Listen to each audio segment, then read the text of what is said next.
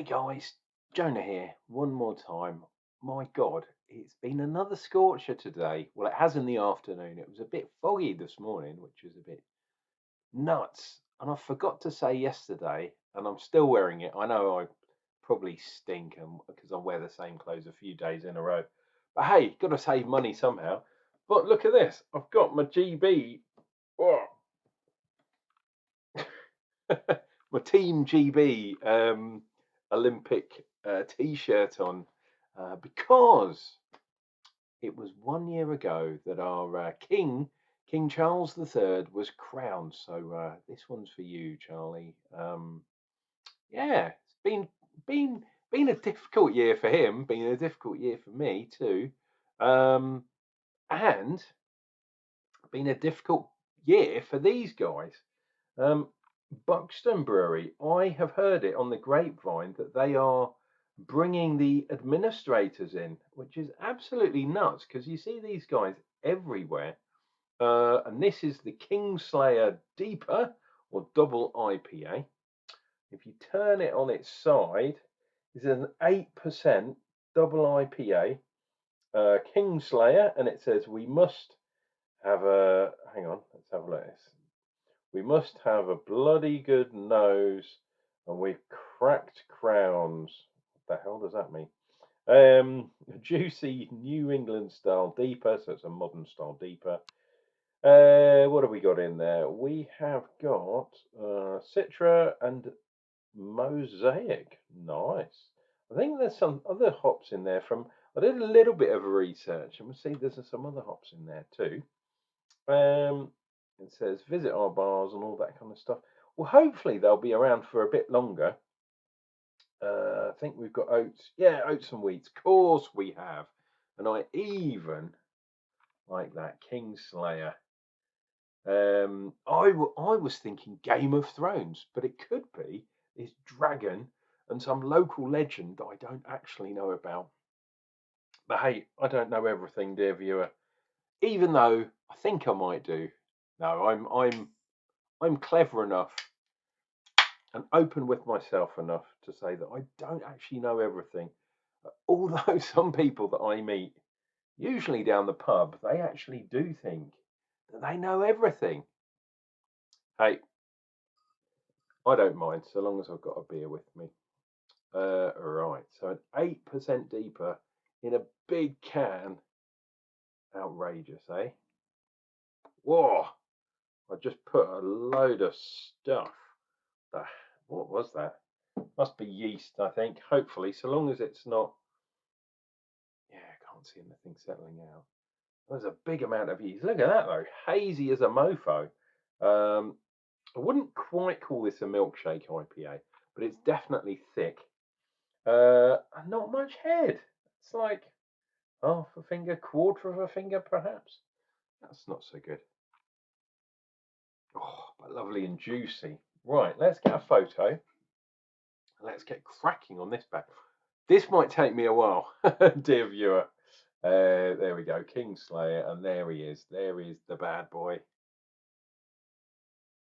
And you might see my noggin turning red through the review. I have caught the sun a little bit. I was outside for a good hour and a half. I actually fell asleep and I hadn't been drinking beer either. Just working hard and all that kind of stuff. Yeah, look at that head, totally gone. Absolutely madness.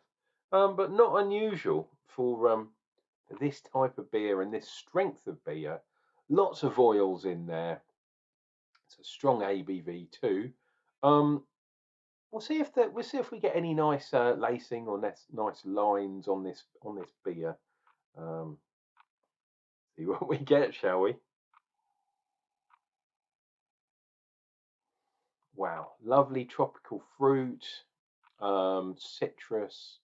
It's kind of juicy fruits, like orangey type, grapefruity type fruits on the nose anyway. I'm sure there's going to be some greenery in there too from the Citra, but it is, it's a base hop, isn't it? Let me just have a quick look over here because I had it on Untapped.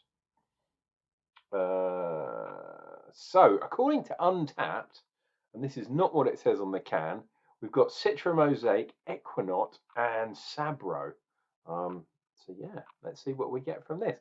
Cheers and beers, guys. Oh, by the way, if you like this review so far, please click like on the video. It really does help the channel out, helps me out as well. Consider subscribing and all that kind of stuff. And leave a comment down below. Cheers and beers.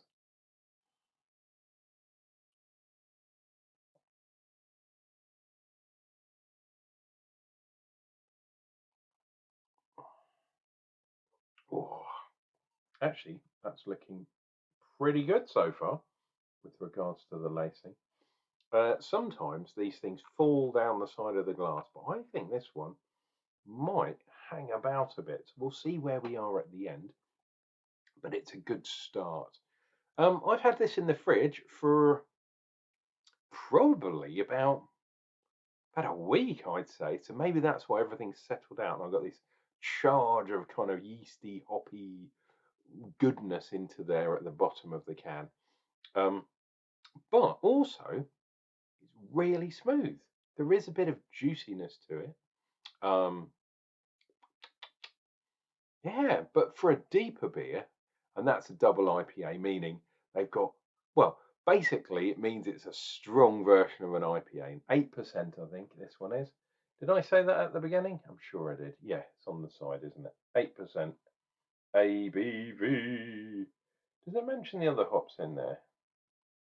Juicy Ningler, deeper style. Oh, sugar, move out of the way, silly old bugger. Citron Mosaic. But yeah, doesn't mention the other hops. But I knew I'd seen it somewhere, and it's on Untapped, which I'm looking at on my screen. Sometimes you might see me looking to the side like that. Usually Untapped, sometimes Beer 52. This is not a Beer 52 beer. They are on the way apparently, but not yet. And it's going to be interesting because they're a single hop series. I love single hops, but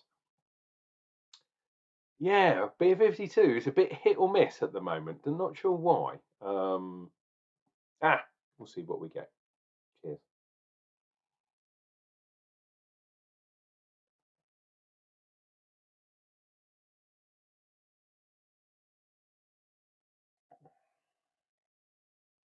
Oh, okay, that is a bit more, well, only a little bit, but a little bit more green on that second sip, um, which is going to be the Citra coming through. But I have to say, for a double IPA, it's not a hop bomb at all. And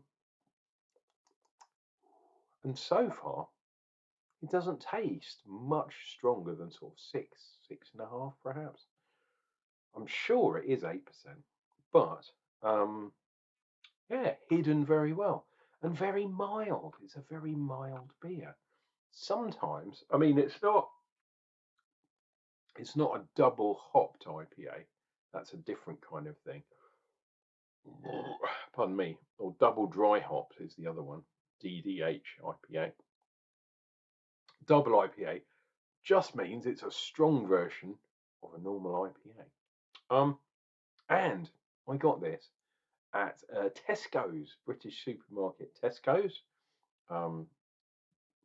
which is, well, I don't think it's owned by the Cohen family anymore, but it was a famous Jewish family started Tesco's, and not many people know that these days. The other thing about Tesco's and even Sainsbury's was they used to sell rabbits. To be able to buy rabbit meat in there and have a stew. I don't think you can do that anymore.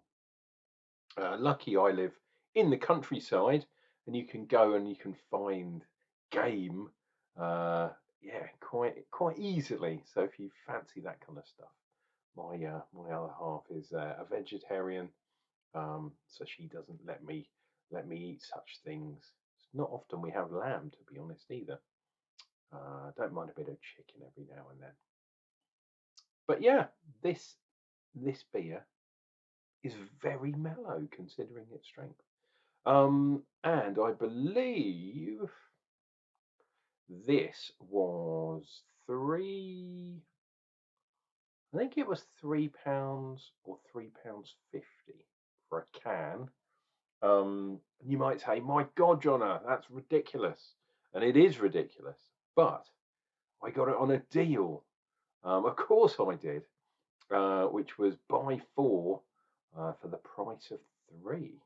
So I suspect, because one of the cans was a little bit more than that. I think it was 375 or something like that. But I think this beer cost me £2.50 when you work all the averages out and all that kind of. And you got the Tesco club card and all that kind of nonsense. Now you can always get some sort of deals. Um, I remember when I first started this channel, long time ago, getting up for 15 years ago now. Yeah, I was always looking, and I still am, for the pound a pint.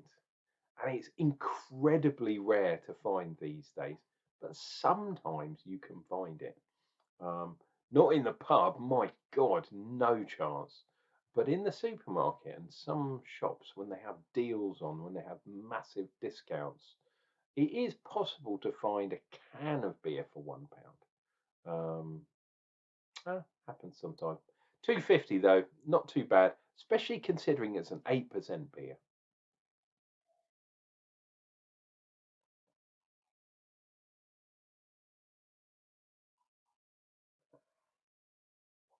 Oh, again, getting a little bit stronger.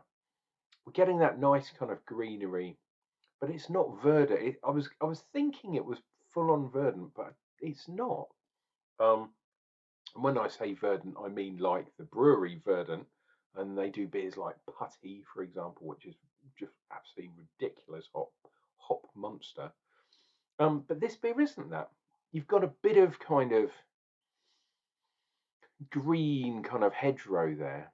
You've definitely got the tropicalness. There's almost like a little bit of kind of nuttiness in the finish. But what they've done really well, and I suppose it's thinking about it now, is because they've got the oats and wheat in the modern style. They've called it the New England style, but even that's getting a bit old school now. Um, what I'm thinking is every beer almost in the new style has oats and wheat to some degree, and it just takes the edge off. It just gives the beer a kind of creaminess, and I'm sure it comes from the oats more than anything else. And that kind of melds things together. So any raw hops, any pardon me, there is some good carbonation, even though the head actually we have got some nice lines going on there. Oh, that burns that carbon dioxide. Um, yes, what was I saying? The oats and wheat smooth things out, which is really nice. I guess it comes from Irish stouts and probably Guinness in particular.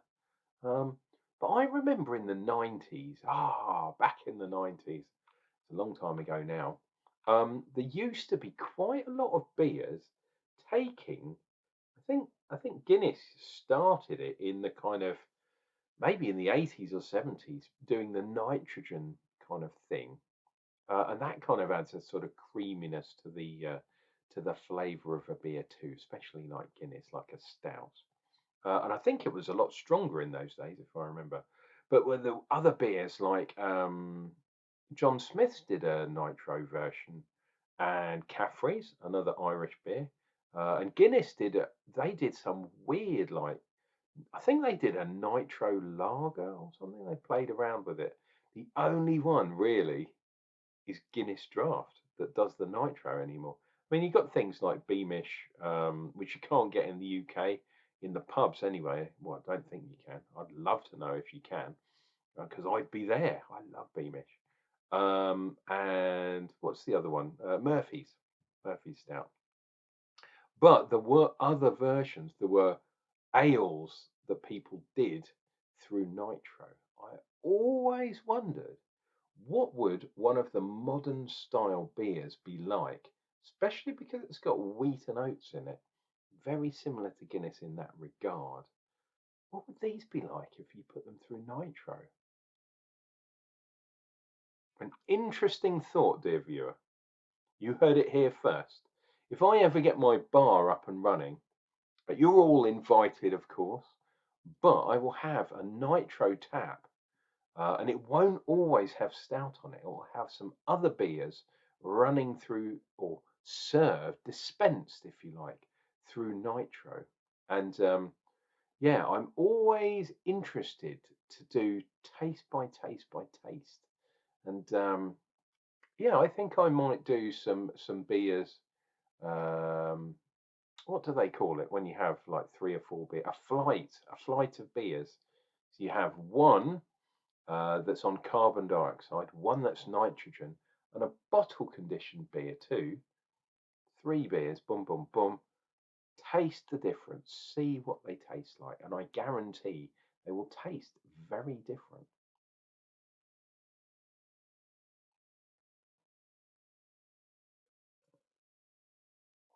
Oh, so there we go. Not too much going on with Foam Watch.